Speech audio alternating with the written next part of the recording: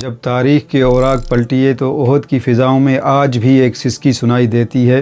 ہجرت کے تیسرے سال مدینے میں اداسی کا ماحول تھا اور احد کی پہاڑیاں ایک خونی منظر کا منتظر تھیں۔ یہ وہ دن تھا جب حق اور باطل کے درمیان میں ایک فیصلہ کن معرکہ سر پر تھا اور عشق رسول کا امتحان تپتی ریت پر لہو سے لکھا جانا تھا۔ کفر اپنی پوری طاقت کے ساتھ جنگ بدر کا بدلہ لینے کے لیے نمودار ہوا، مگر سامنے وہ نفوس قدسیہ تھے جو عشق رسول سے سرشار تھے، جن کے لیے زندگی سے زیادہ عزیز اسلام کی سربلندی اور محمد مصطفیٰ کا تبسم تھا۔ اسی دن میدان کارزار میں ایک 59 سالہ شیر جسے دنیا اسد اللہ کے نام سے جانتی ہے، جناب حمزہ ابن عبد المطلب بھی تھے، جن کے سینے میں ہمت کا ہمالہ اور بازوؤں میں خیبر شکن طاقت تھی۔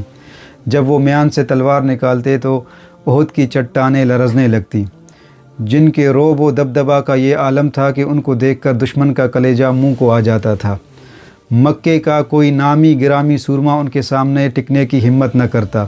وہ تنہا دشمن کے غرور کو خاک میں ملا رہے تھے اور نعرہ تکبیر کے جوش و ولولہ کے ساتھ پرچم اسلام کو لہرا رہے تھے، مگر ہائے رے بزدلی، جب سامنے آنے کی ہمت نہ ہوئی تو دشمن نے دھوکے سے وار کیا۔ جب حبشی کا نیزہ شیر خدا کے جگر کو پار کیا تو زمین تڑپ اٹھی، آسمان نے اپنا چہرہ چھپایا اور شاہ سوار حمزہ گرے جیسے اسلام کا ایک ستون گر گیا۔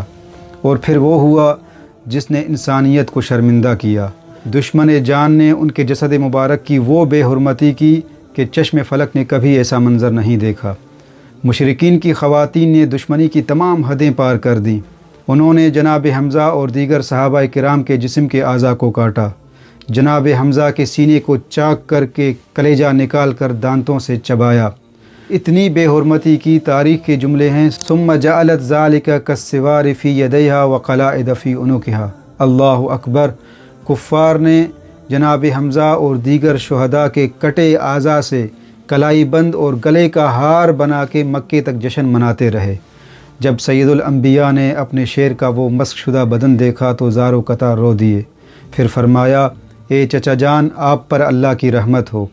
صبر کا پیکر نبی جب چچا کی یہ حالت دیکھی تو فرمایا، ما وقفت موقفا قط اغیظ علی من ھذا الموقف، فرمایا آج سے زیادہ ناگوار منظر کبھی نہیں دیکھا۔